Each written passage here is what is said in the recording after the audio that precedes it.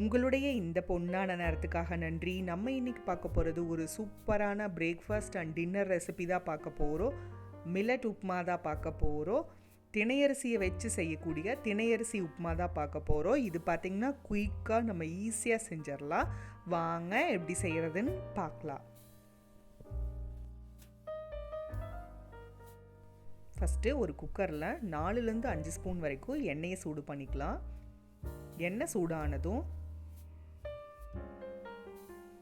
1/2 spoon கடுகு சேர்த்துக்கலாம். கடுகு நல்லா வெடிச்சதும்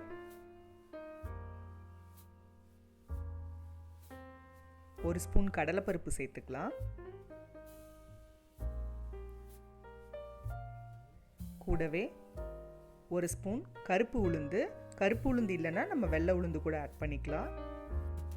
சேர்த்துட்டு இந்த ரெண்டும் நல்லா கலர் சேஞ்ச் ஆனதும் ஒரு பெரிய சைஸ் பெரிய வெங்காயம் பொடியை கட் பண்ணினது, காரத்துக்கு தகுந்த மாதிரி பச்சை மிளகாய், ஒரு கொத்து கருவேப்பிலை, ஒரு சின்ன துண்டு இஞ்சி இந்த மாதிரி பொடியாக கட் பண்ணினது எல்லாத்தையும் ஒன்றாவே சேர்த்துட்டு நல்லா வதக்கிக்கலாம். வெங்காயம் நல்லா வதங்கினதும்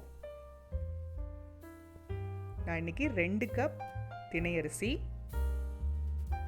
நல்லா அலசி எடுத்தது, இதை ஊறவெல்லாம் வைக்கல, அப்படியே அலசி எடுத்துட்டு உள்ள சேர்த்துக்கலாம். சேர்த்துட்டு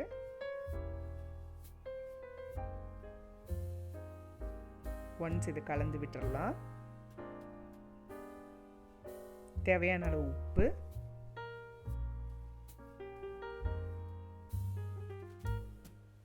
சேர்த்து கலந்துட்டு இதுக்கு தேவையான அளவு தண்ணி விட்டுக்கலாம்.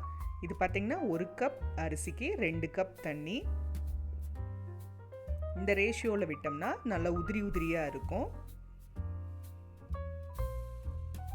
அடுத்து கலருக்காக ஒரு 1/4 ஸ்பூன் போல் மஞ்சத்தூள் சேர்த்துக்கலாம்.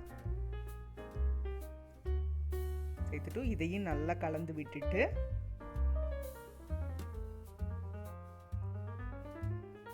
குக்கரை மூடி வச்சு வெயிட் போட்டு ஒரு விசில் விட்டு இறக்கிடலாம். இறக்கி ஏர் இறங்கினதும் ஓப்பன் பண்ணி பார்த்துடலாம்.